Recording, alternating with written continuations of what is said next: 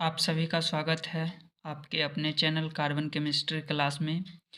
यदि आप भी इस बार 12वीं 2023 में बिहार बोर्ड की परीक्षा देना चाहते हैं तो हम आपके लिए एक टिप्स लेके आए हैं जिसे हम लोग फाइनल शॉर्ट रिवीजन के नाम से जानेंगे। ये फाइनल शॉर्ट रिवीजन आपको मैं केमिस्ट्री 2023 के लिए डाल रहा हूँ। यहाँ से आपको बहुत सारे क्वेश्चंस या बहुत सारे फ़ायदे मिलने वाले हैं, तो वीडियो को एंड तक देखिएगा। चलिए स्टार्ट करते हैं। आज हम लोग पहला हमारा फाइनल शॉर्ट रिवीजन जो है ये यहाँ सॉलिड स्टेट से शुरुआत होती है। सॉलिड स्टेट से ये सॉलिड स्टेट में क्या होता है कि हम लोग क्रिस्टल सिस्टम्स के बारे में पढ़ते हैं। क्रिस्टल सिस्टम्स क्या होते हैं, कैसे होते हैं, ये सारा आप लोगों ने लेक्चर के अंदर कवर कर लिया होगा। तो आइए हम लोग शॉर्ट फॉर्म में देखते और निकलते चलेंगे। हमारे पास 4 प्रकार के क्रिस्टल्स होते हैं, जिसमें पहला होता है SCC, दूसरा होता है BCC, तीसरा होता है FCC और चौथा होता है HCP। SCC कहे तो ये होता है सिंपल क्यूबिक सेल, ये होता है बॉडी सेंटर क्यूबिक सेल, ये होता है फेस सेंटर क्यूबिक सेल, ये होता है हेक्सागोनल क्लोज्ड पैकिंग। अब प्रभावी परमाणु संख्या इफेक्टिव एटॉमिक नंबर को हम लोग जेड से सूचित करते हैं। तो SCC के लिए Z इक्वल टू 1, BCC के लिए 2, FCC के लिए 4, HCP के लिए 6। कोऑर्डिनेशन नंबर जिसे हम लोग समन्वय संख्या कहते हैं तो ये होता है 6, 8, 12, 12। अब कह रहा है पैकिंग फ्रैक्शन या वॉल्यूम फ्रैक्शन। इसके कहने का मतलब ये है कि एक सिंपल क्यूबिक सेल में कितना स्पेस भरा हुआ रहता है और कितना स्पेस खाली रहता है। तो पैकिंग फ्रैक्शन जो है वो भरे हुए स्पेस को दिखाता है, जबकि वाइड स्पेस जो है वो खाली के स्पेस को दिखाता है। तो SCC के लिए पैकिंग फ्रैक्शन 52.4%, जिसे हम 0.524 लिख सकते हैं। BCC के लिए 68%, जिसे 0.68। FCC के लिए 74%, जिसे 0.74। HCP के लिए भी 74%, जिसे 0.74 लिख सकते हैं। अब हम लोग आते हैं वाइड स्पेस, यानी कितना स्पेस खाली बचा हुआ है। खाली स्पेस में 47.6% होता है SCC में, 32% होता है BCC में, 26% FCC में और 26% ही HCP। देखिए इन दोनों को याद रखना है। FCC और HCP दोनों में सिर्फ डिफरेंस यही है कि एक में इफेक्टिव एटॉमिक नंबर FCC में 4 होता है और दूसरे HCP वाले में 6 होता है, और कुछ नहीं रखना है यार। इसके बाद हम लोग आते हैं अपने सेकेंड टॉपिक पे। ये कह रहा है 7 प्रकार के क्रिस्टल सिस्टम से 14 प्रकार के लैटिसेज का निर्माण होता है, जिसे हम लोग पहला बोलते हैं क्यूबिक, दूसरा होता है tetrahedral, orthorhombic, rhombohedral, hexagonal, monoclinic, triclinic. जिसे देखिए इसे एक लैंडलाइन नंबर द्वारा हम डिनोट करेंगे, जिसे हम लोग लिख सकते हैं 3, 2, 4, 1, 1, 2, 1। यानी ये 7 प्रकार के क्रिस्टल सिस्टम में 14 प्रकार के लैटिसेज का निर्माण होता है। अब देखें, यदि आप पर्टिकुलर फैशन की बात करेंगे तो थोड़ा मैं आपको 3D डायग्राम में दिखाना चाहता हूँ। यह हमारे पास एक क्यूब है, सॉरी ये यहाँ नहीं, यहाँ होंगे। यह हमारे पास एक क्यूब है, और जब यह क्यूब के एटम जो है एक पर्टिकुलर फैशन में अरेंज होते हैं, तब हम इसे जाके एक लैटिसेज या लैटिस का निर्माण करवाते हैं या लैटिस बोलते हैं। देखिए एक का डायरेक्शन यदि हम मान लेते हैं इसे x, तो ये डायरेक्शन हमारे लिए क्या हो जाएगा y, और ये जो डायरेक्शन होगा ये क्या हो जाएगा z। तो इसे हम लोग बोलते हैं इज, इसे क्या बोलते हैं इज, और इसके बीच जो इंटरफेसियल एंगल होता है इसे हम लोग बोलते हैं एंगल। तो यहाँ पे मैंने लिखा है इज इक्वल टू हो जाएगा a equal to b equal to c, A does not be. यानी इसको क्या करना है, एक के बाद एक को रिपीट करते जाना है। A equal to B does not C, A does not B does not C. फिर से इस तीनों को रिपीट कर दें। A equal to B equal to C, A equal to B does not C, A does not B does. अब देखिए यहाँ दोनों क्लिनिक साथ में आ रहे हैं, दोनों क्लिनिक साथ में आ रहे हैं, इसलिए इसको एडिचिड रख देना है। अब मैं यदि एंगल की बात करूं तो alpha beta gamma is equal to 90 डिग्री। इसमें भी alpha beta gamma 90, alpha beta gamma 90, alpha beta gamma. इसमें 90 नहीं होगा, इस तीनों में 90 डिग्री होते हैं, बट इसमें 90 नहीं होता है। अब मैं बात करूं यदि हेक्सागोनल, गो फॉर होता है गामा, इसमें ध्यान रखना है, गो फॉर होता है गामा, गामा जो होगा वो 120 होता है, बाद में कि अल्फा और बीटा दोनों 90 होते हैं। अब इसमें कह रहा है अल्फा गामा दोनों 90 होगा, बीटा 90 नहीं होता है। ट्राई क्लिनिक में ना तो अल्फा बीटा के बराबर होता है, ना बीटा गामा के बराबर होता है, ना ही गामा 90 डिग्री के बराबर होता है। इसके बाद हम एक मोस्ट इम्पॉर्टेंट टॉपिक पे आते हैं जिसे हम लोग कहते हैं n Bragg equation. Bragg equation को हम लोग जानते हैं एन लैम्डा बराबर 2d साइन थीटा, जहाँ एन बराबर ऑर्डर ऑफ रिएक्शन यानी प्रथम कोटि हो सकती है, ऐसे आपको इन जनरल फर्स्ट ऑर्डर ही मिलता है। लैम्डा वेवलेंथ दिखाता है, थीटा कोण दिखाता है और डी डिस्टेंस दिखाता है। देखिए यहाँ पे मैंने एक थीटा का वैल्यू लिखा है जिसे हम लोग 0.0174 लिखते हैं। देखिए यह एक कैलकुलेट वैल्यू है। यदि आपको सपोज करें कि यदि आपको कह दे साइन 10.1 डिग्री का वैल्यू निकालना है, आप यहाँ क्या करेंगे? तो आपको बस एक ही बात ध्यान रखना है, थीटा में जो भी बोला उसको इस वैल्यू यानी 0.0174 से उस वैल्यू को मल्टीप्लाई कर दें, आपके पास थीटा का आंसर आ जाएगा। ये मैंने पिछले कैलकुलेशन करके मैंने आपको बताया है। चलिए अब आते हैं हम लोग क्रिस्टलाइन सॉलिड और एमॉर्फस सॉलिड की ओर। यदि मैं क्रिस्टलाइन सॉलिड की बात करूं तो जब एक, अब सपोज करें एक लैटिस है, सपोज मैं यदि बता रहा हूं एक NaCl है, या सॉरी इसे छोड़ दें, हम A और B ले लेते हैं, एक A पॉजिटिव होगा और एक B।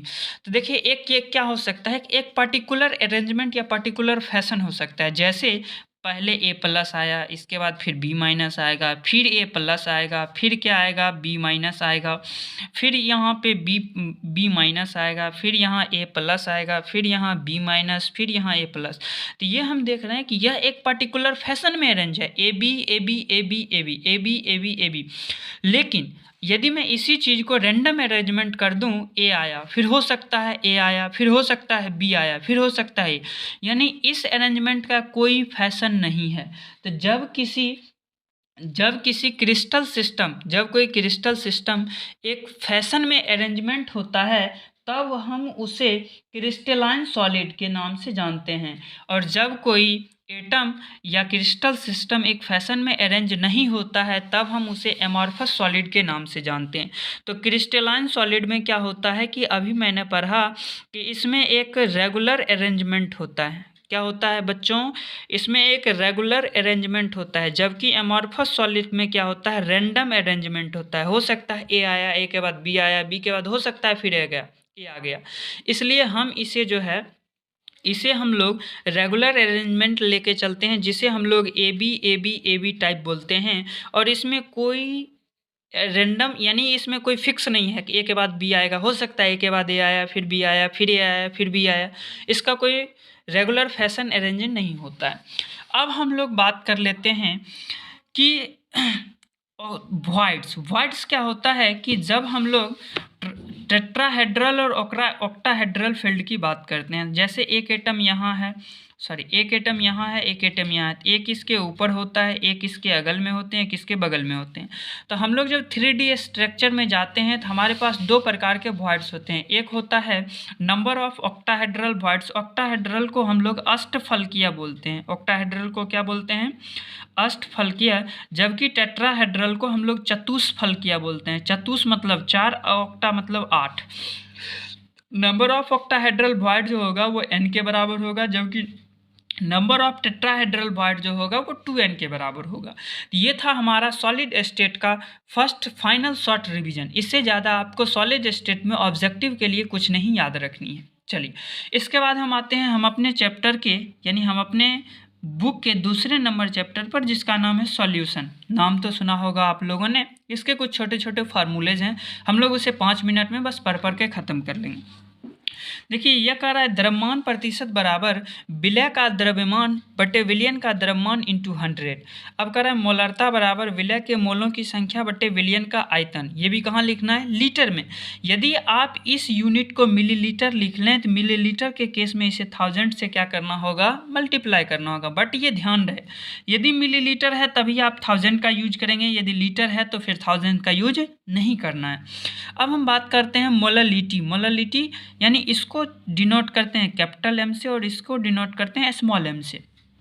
अब यदि देखें मोललता बराबर होता है विलय के मोलों की संख्या बटे विलायक का भार, यानी हम इसे कह सकते हैं कि विलय के मोलों की संख्या बटे विलायक का भार, ये भी किस में होना चाहिए, केजी में।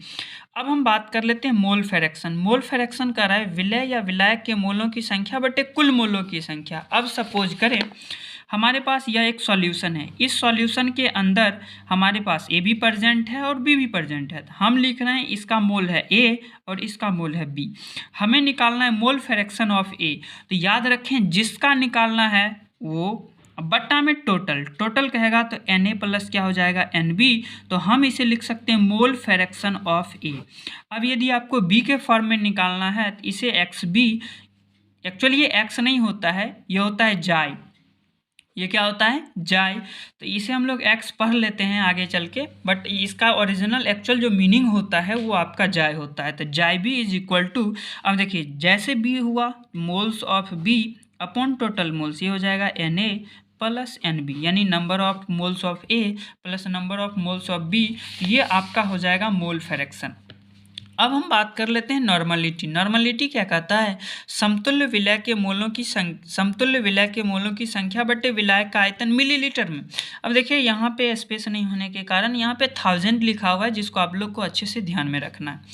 आगे आए, हम लोग का एक मोस्ट इम्पॉर्टेंट, कभी कभी 2 नंबर में पूछ लेता है बोर्ड एग्जाम में, तो राउल्ट का नियम कहता है इस नियम के अनुसार किसी विलयन का आंशिक वाष्प दाब प्रत्येक अवयव के मोल प्रभाज के समानुपाती होता है। जैसे मैंने अभी बताया मोल प्रभाज क्या होता है, यदि XA लिखना है तो moles of A upon total moles, यदि XB लिखना है तो moles of B upon total moles.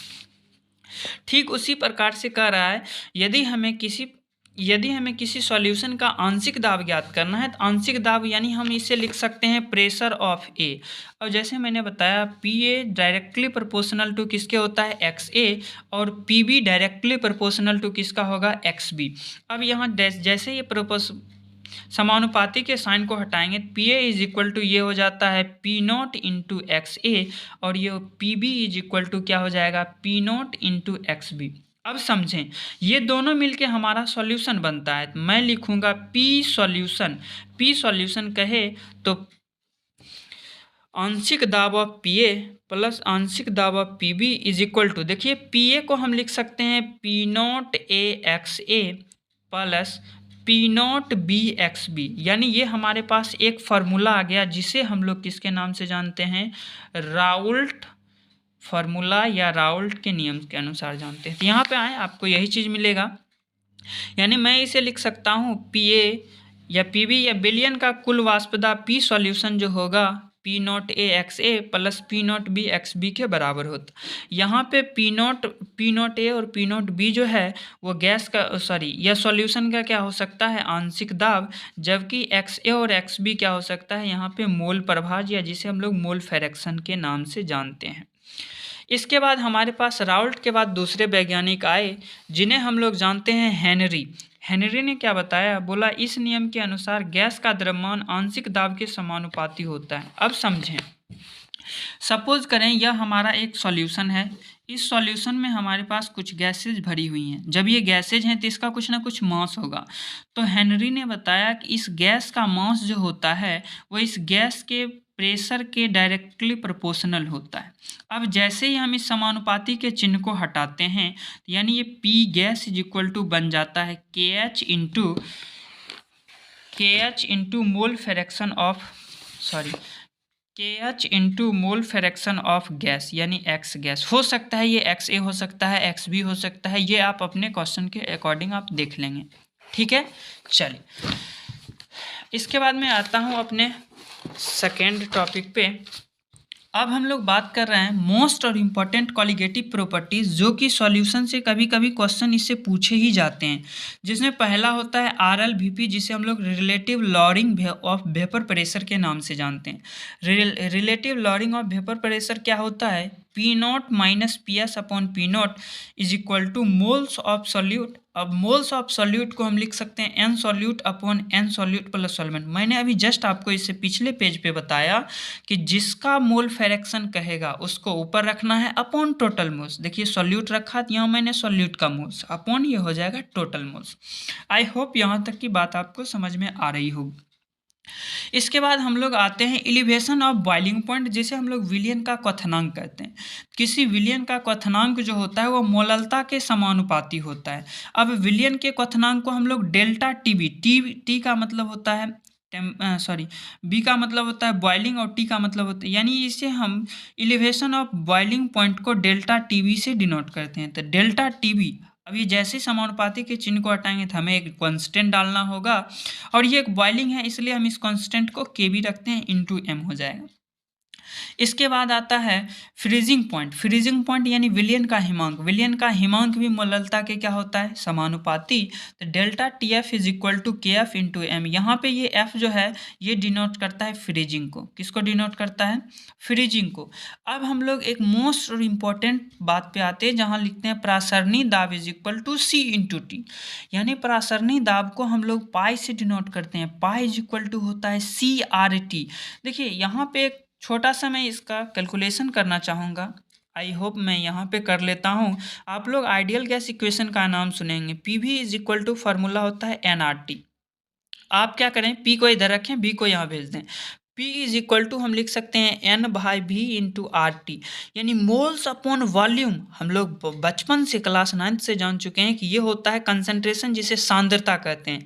ये हो जाएगा P is equal to C R T. अब देखिए यहाँ P नहीं पूछ रहा है, आपसे पूछ रहा है प्रासरणी दाब। प्रासरणी दाब को हम लिखते हैं पाई, तो यहाँ लिखिएगा pi is equal to C R T, और यही फार्मूला मैंने आपको यहाँ पे रखा। ठीक है, आई होप यहाँ तक की बात आप लोग को समझ में आ रही होगी। आइए अब हम लोग अगली बात करते हैं वांट ऑफ गुणांक। इस चैप्टर में क्वेश्चन में ट्विस्ट लाने वाले व्यक्ति यही हैं। वांट ऑफ किसी वैज्ञानिक का नाम था, उन्होंने कुछ बताया, उसके हिसाब से हम लोग चलते हैं। अब देखिए ये कह रहा है कि वांट ऑफ गुणांक एक मोल अभिकारक से जितने मोल प्रतिफल बनते हैं वह उसका वांट ऑफ गुणांक कहलाता है। वाह कितना अच्छा है। जैसे मैं बात कर लूँ 1 मोल सोडियम क्लोराइड। देखिए 1 मोल सोडियम से आपको 1 मोल Na+ मिलता है और 1 मोल Cl- मिलता है। यदि मैं 1 मोल रिएक्टेंट डालूँ तो मुझे 2 मोल प्रोडक्ट मिल रहा है, इसलिए I इज इक्वल टू यहाँ पे क्या आ गया 2। अब ध्यान से समझें, इस चैप्टर में सबसे मेन पॉइंट इस I का ही है। आप जितना भी फार्मूला पढ़ रहे हैं उन सब में I से मल्टीप्लाई करें। जैसे अब आपको यदि प्रासरणी दाब का फॉर्मूला लिखना हो, पाई इज इक्वल टू ये हो जाएगा आई इंटू सी आर टी। आई को मत भूलना मेरे भाई, आई को यदि भूल गए तो क्वेश्चन में ही आपको भूल के आ जाएगा। ठीक है, आई को सारे फॉर्मूलाज में लेके चलना है। जो आई क्या दिखाएगा, आई दिखाएगा कि 1 मोल रिएक्टेंट से कितने मोल प्रोडक्ट फॉर्म हो रहे हैं। चलिए, ये था हमारा चैप्टर नंबर 2। अब हम आते हैं अपने चैप्टर नंबर 3, जिसे हम लोग जानते हैं इलेक्ट्रोकेमिस्ट्री या विद्युत रसायन के नाम से। आप लोग को स्लाइड दिख रहा होगा। इसमें सबसे इम्पोर्टेंट जो होता है वो सेल के बारे में पढ़ना होता है। इलेक्ट्रो नाम से ही लग रहा है, इलेक्ट्रोकेमिस्ट्री यानी कोई केमिकल रिएक्शन जो होगा वो कैसे एनर्जी देता होगा। यानी मैं पहला बात कर रहा हूँ गैल्वेनी सेल की। गैल्वेनी सेल कहता है यह रासायनिक ऊर्जा को विद्युतीय ऊर्जा में बदल देता है। यानी रासायनिक ऊर्जा, कोई केमिकल रिएक्शन होगी उससे करंट जनरेट हो सकता है। इसी चीज़ को हम लोग किसके नाम से जानते हैं, गैल्वेनी सेल के नाम से जानते हैं। एक्चुअल कभी कभी ऑब्जेक्टिव में पूछ लेता है कि गैल्वेनी सेल का उपयोग क्या है, ध्यान रखेंगे रासायनिक ऊर्जा को कहाँ बदलता है, विद्युतीय ऊर्जा। अब हम बात करते हैं दूसरा सेल जिसे हम लोग विद्युत अपघटनी सेल कहते हैं, इंग्लिश में इसे इलेक्ट्रोलाइटिक सेल कहते हैं।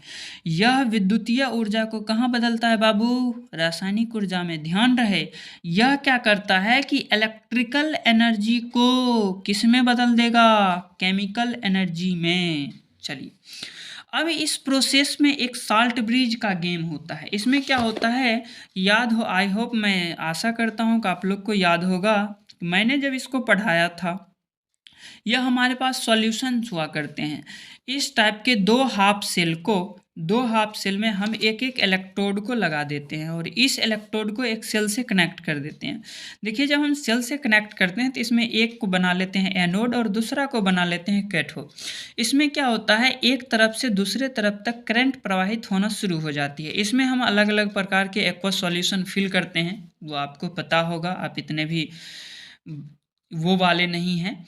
अब इसमें क्या करते हैं कि इसमें एक यदि कंटिन्यू इलेक्ट्रिसिटी जनरेट करना है तो हमें इसमें एक यू शेप की ट्यूब लगानी होती है, जिसे हम लोग लवन सेतु या सॉल्ट ब्रिज के नाम से जानते हैं। इसमें बहुत सारे प्रोडक्ट KCl अगर अगर का पिच भरा हुआ रहता है। इसमें एक्चुअल होता क्या है, सिर्फ आयंस एक्सचेंज करते हैं, इलेक्ट्रॉन्स कभी एक्सचेंज नहीं करते, ध्यान रखिए। इसमें सिर्फ क्या एक्सचेंज करते हैं, आयंस एक्सचेंज या ions flow, but not electrons. कभी इलेक्ट्रॉन मूव नहीं करेंगे, यदि इलेक्ट्रॉन मूव करेंगे तो गेम हो जाएगा।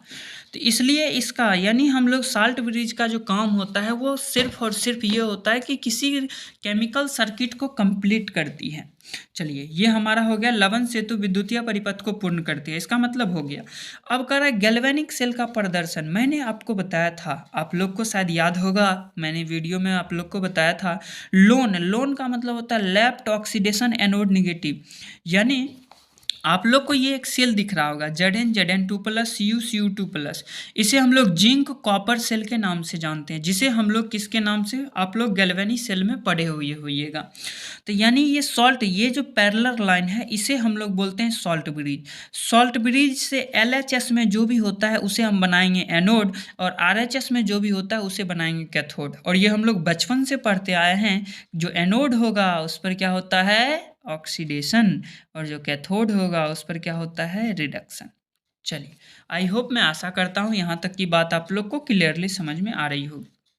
अब आए most important topic, EMF of cell. देखिए, सबसे ट्विस्ट लाने वाली कहानी यही है, EMF ऑफ सेल, यानी हमें बताना है कि इस EMF का मतलब होता है इलेक्ट्रोमोटिव फोर्स। आप लोग इसे फिजिक्स में भी नाम सुने होंगे, मुझे जितनी ज़रूरत है मैं बता देता हूँ कि यदि यहाँ पे कोई अब सेल बनाना है तो उसमें हमें दो चीज़ लेना हो, यानी दो इलेक्ट्रोड लेना होता है, एक एनोड और दूसरा कैथोड। तो यदि किसी सेल का EMF निकालना है, कैथोड माइनस एनोड कर देंगे, हमारे पास EMF आ जाएगा। सर ये कैसे आप कह रहे हो? देखिए, अब आप लोग को याद होगा कि आप लोग एक इलेक्ट्रोकेमिकल सीरीज पढ़े होंगे। उस इलेक्ट्रोकेमिकल सीरीज में अलग अलग इलेक्ट्रोड की कुछ ना कुछ वैल्यू दी जाती है, तो अपन वहाँ नहीं जाते हैं। यदि आपको क्वेश्चन में ऐसा पूछा जाए तो आपको वैल्यू दिया रहेगा, बट आपको सीधा EMF ऑफ सेल पूछे तो बस एक ही फॉर्मूला याद रखना, E cathode minus E anode. अब देखिए, E cathode minus E anode तो लिख देंगे। इस स्थिति में हमेशा कौन सा वैल्यू यूज करना है, SRP, यानी स्टैंडर्ड रिडक्शन पोटेंशियल, स्टैंडर्ड। अब जिसका वैल्यू SOP में होगा उसे आप SRP में चेंज कर लेंगे। इसके लिए बस एक ही छोटा सा बात ध्यान देना है कि किसी रिएक्शन का जो SRP होता है वो माइनस ऑफ SOP के बराबर होगा, या SOP जो होगा माइनस ऑफ SRP के बराबर होगा। यानी कोई वैल्यू SOP में है, यदि उसमें आप माइनस लगा देते हैं तो वो आपको आसानी से SRP में मिल जाएंगे। चलिए, अब हम लोग बात करते हैं नर्नस्ट इक्वेशन का। सपोज नर्नस्ट इक्वेशन की बात करें तो यहाँ पे E cell is equal to हो जाता है E not cell minus 0.0591/n। अब ये n जो है ये दिखाता है total number of exchange electron, यानी कितना इलेक्ट्रॉन किसी रिएक्शन में इधर से उधर हुआ, log concentration of product upon concentration of reactant. देखिए, इसमें एक छोटा सा चीज़ मैं आपको बताना चाहता हूँ। कभी कभी प्रोडक्ट और रिएक्टेंट में आपको गैस मिल जाएंगे, तो जब गैस मिल जाएंगे तो इस टर्म में आपको प्रेशर यूज करना है, ठीक है। इस टर्म में क्या यूज करना है, प्रेशर, और जब कंसंट्रेशन होगा तो कंसंट्रेशन यूज करना है। और बिहार बोर्ड इससे ज़्यादा आप लोगों से नहीं पूछता, ये हम लोग जानते हैं। चलिए, इससे अगले पड़ाव में हम आते हैं। हम अब बात करते हैं विद्युत अपघटनी विलयन की चालकता। देखिए, ये सब छोटी छोटी बात है, इसमें सबसे बड़ा है यूनिट, आप ध्यान रखेंगे। चालकता बराबर होता है 1 प्रतिरोध, जिसे हम 1/R लिखते हैं, जिसे 1/ओम या ओम इन्वर्स लिख सकते हैं। चालकता का SI मात्रक ओम इन्वर्स या सीमेंस। अब देखिए, जहाँ जहाँ आपको ओम इन्वर्स मिलेगा वहाँ वहाँ आप इसे क्या लिख सकते हैं, सीमेंस। अब कह रहा है विशिष्ट चालकता।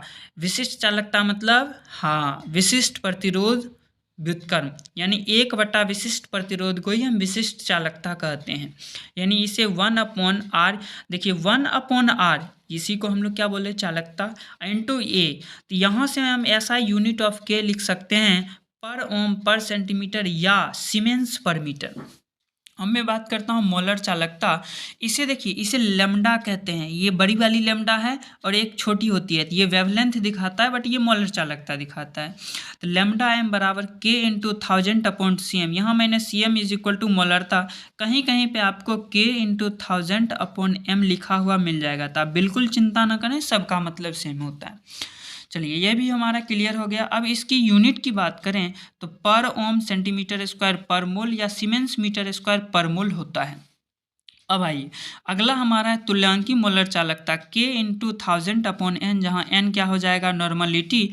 तुल्यांकी मोलर चालकता की इकाई जो होगी वह पर ओम सेंटीमीटर स्क्वायर पर इक्विवेलेंट, समतुल्यांक जिसे कहते हैं, या सीमेंस मीटर स्क्वायर पर इक्विवेलेंट इसकी यूनिट होती है।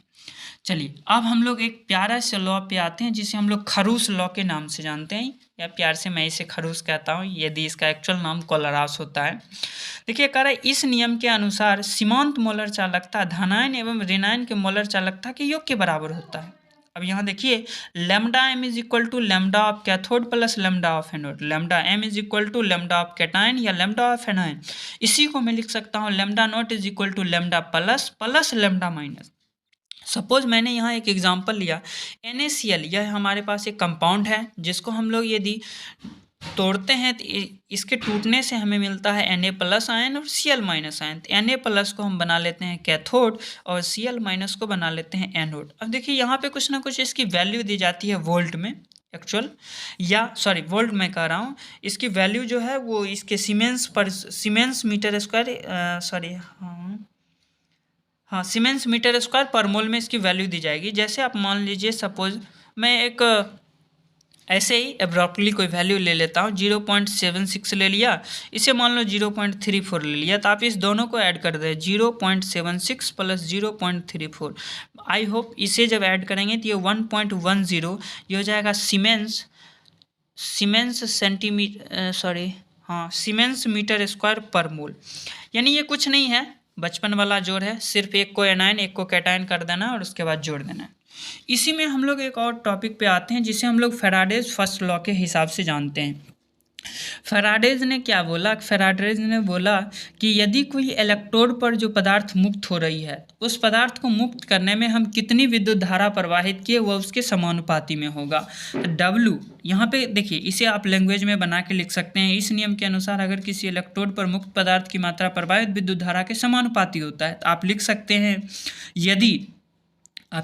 हैं यदि किसी इलेक्ट्रोड पर मुक्त पदार्थ की मात्रा W और उसमें प्रवाहित विद्युत धारा Q हो तो W समानुपाती Q, W is equal to ZQ। अब आप लोग को बचपन से पता है Q इज इक्वल टू क्या होता है, हाँ, I इंटू T। विद्युत धारा यानी I प्रति एकांक समय में प्रवाहित की गई धारा वो उसकी क्या कहलाती है, आवेश। तो यहाँ से आप W इज इक्वल टू क्या लिख सकते हैं, Z इंटू क्यू, जहाँ पे Z इंटू क्यू को हम तोड़ के I इंटू, जहाँ Z इज इक्वल टू क्या हो जाएगा, कांस्टेंट। अब इस Z को आप लिख सकते हैं समतुल्य भार बटा 96,500। ये 96,500 जो होता है ये 1 फैराड के बराबर होता है। 1 फैराड बराबर 96,500 कूलम्ब्स चार्ज होता है। चलिए, यहाँ तक की बात आपको समझ में आ रही होगी।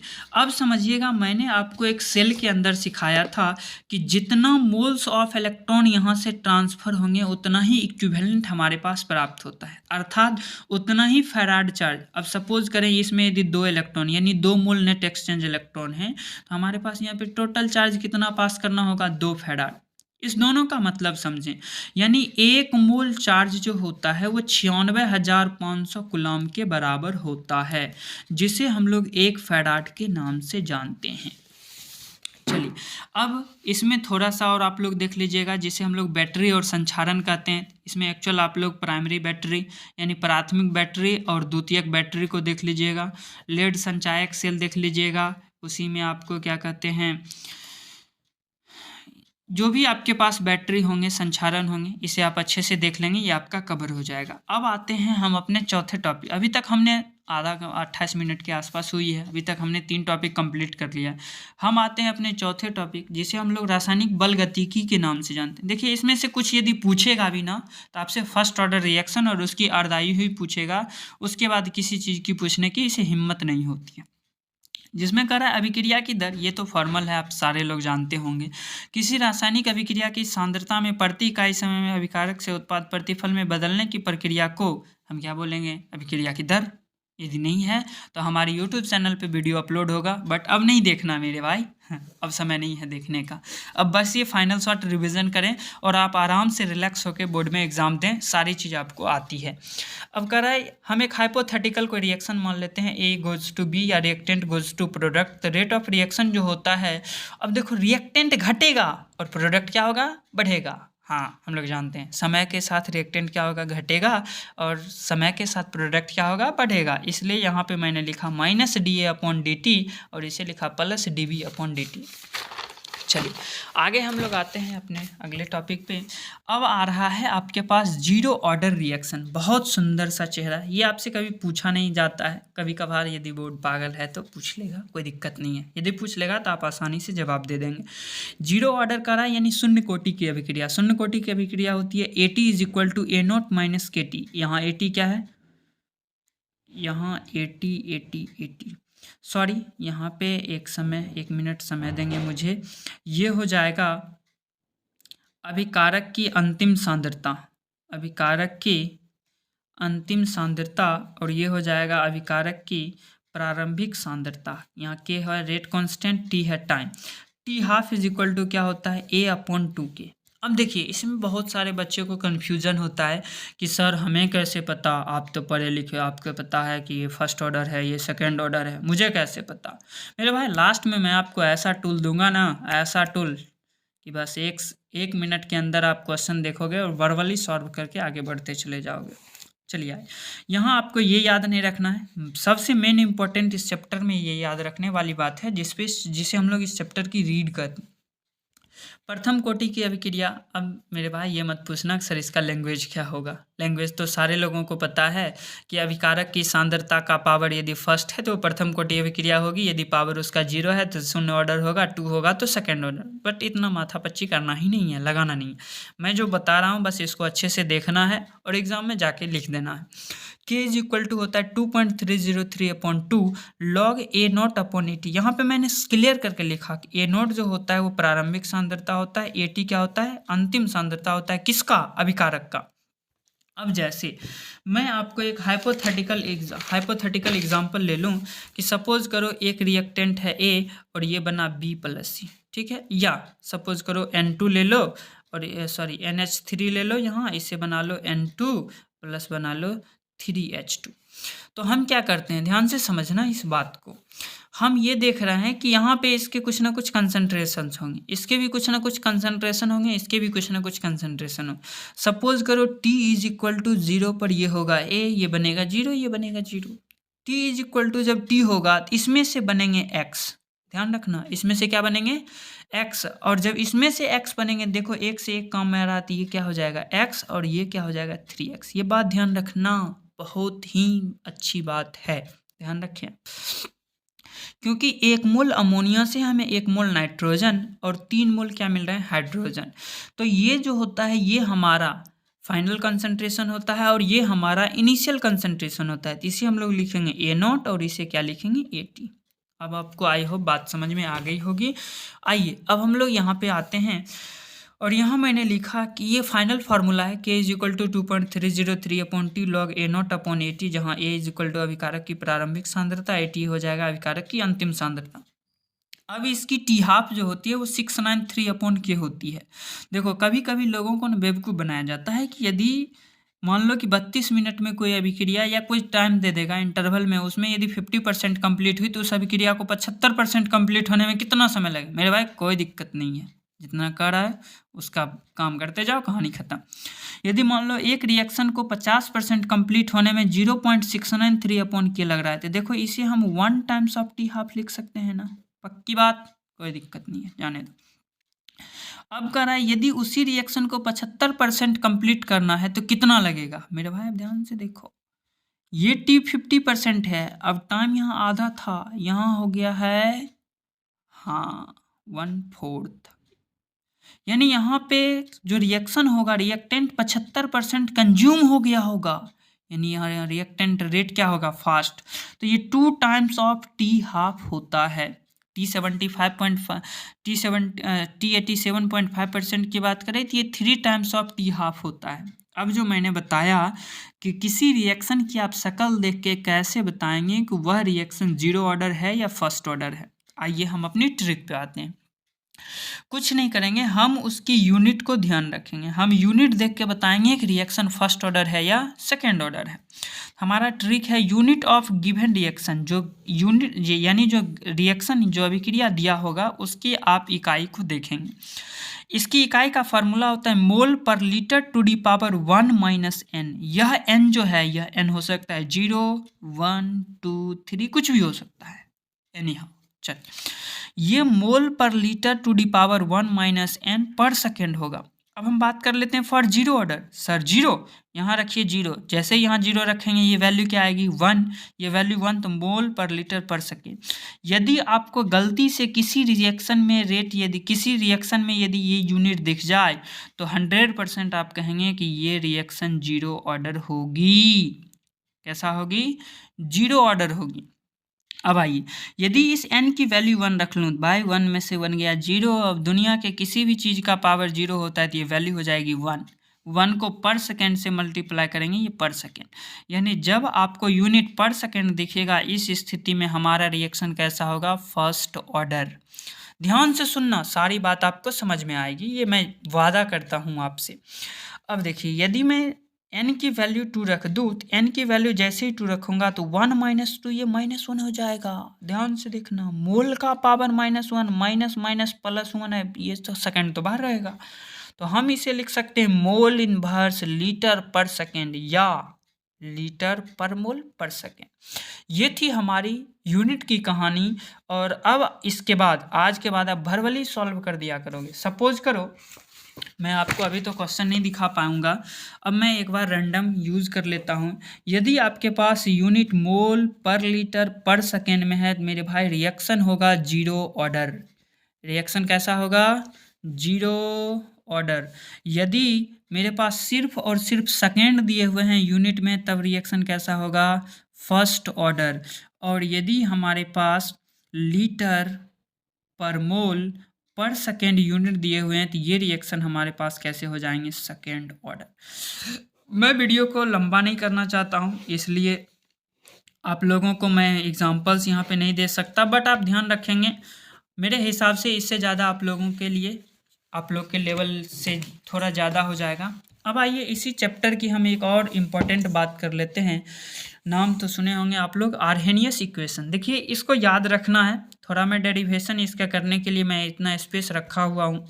आप क्या करेंगे, दोनों तरफ ln लगा लेंगे तो ये हो जाएगा ln k is equal to ln a into, अब देखिए इंटू में ln होता है तो ये हो जाएगा ln e to the power minus EA upon RT। अब सारे लोगों को पता है यदि पावर का पावर होता है तो ये पहले आ जाएगा, तो इसे हम आप लिख सकते हैं ln k is equal to, ये क्या हो जाएगा ln a माइनस, इसको बाहर ले आए तो ये हो जाएगा minus EA upon RT ln e। अब ln e का वैल्यू कितना हो जाएगा मेरे भाई, 1। तो आप इसे लिख सकते हैं ln k is equal to ln a minus EA upon RT। अब ये नॉर्मल लॉग नहीं है, अब इसे आप नॉर्मल लॉग में चेंज करें तो ये हो जाएगा 2.303 log to the power base 10k is equal to 2.303 log to the power base 10a minus ये हो जाएगा EA अपॉन RT। अब आप इसे क्या करें, दोनों तरफ 2.303 से डिवाइड कर दें। तो यहाँ भी करना होगा, एकदम करना होगा मेरे भाई, एकदम करना होगा।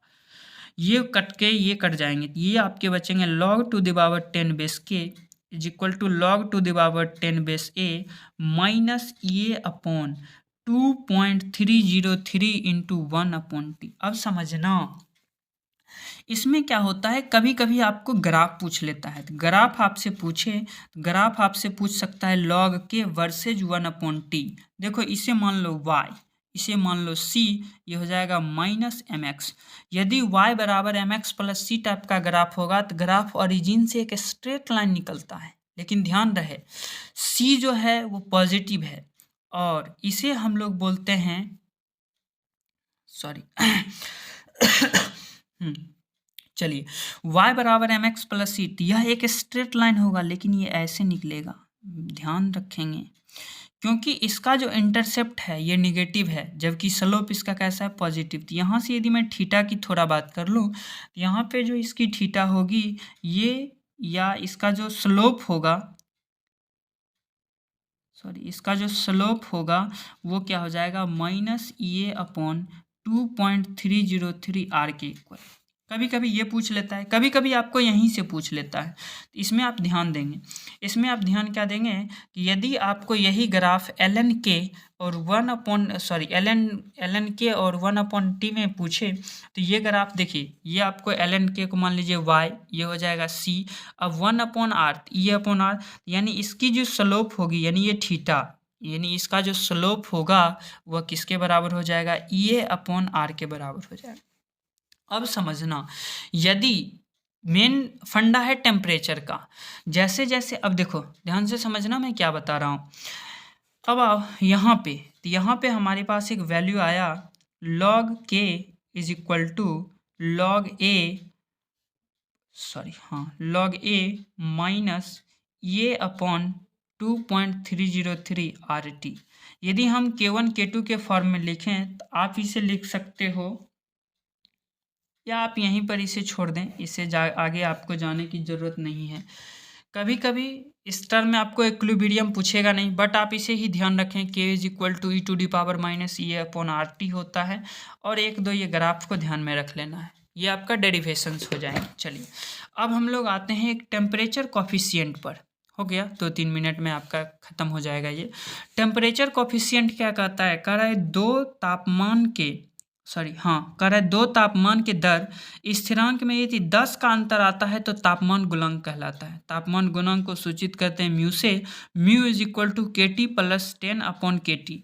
देखिए इसका ना मैं एक छोटा सा फार्मूला बताता हूँ, जिसे हम लोग mu two the power delta T upon 10 लिखते हैं। अब सपोज कीजिए कोई रिएक्शन आपके पास है, कोई रिएक्शन आपके पास था 10 डिग्री, ठीक है, इस रिएक्शन को बढ़ा के आपने 10 से कर दिया 80 डिग्री। बताओ इस रिएक्शन की रेट कितनी बढ़ गई होगी। कुछ नहीं करना, सिंपल सी वे में देखो, 10 से बढ़ाओ 20, 20 से बढ़ाओ 30, 30 से बढ़ाओ 40, 40 से बढ़ाओ 50, 50 से बढ़ाओ 60, 60 से 70, 70 से 80 हो जाएगा। चल यहाँ पे 2 का पावर 1 लिख लो, 2 का पावर 2, 2 का पावर 3, 2 का पावर 4, 2 का पावर 5, 2 का पावर 6।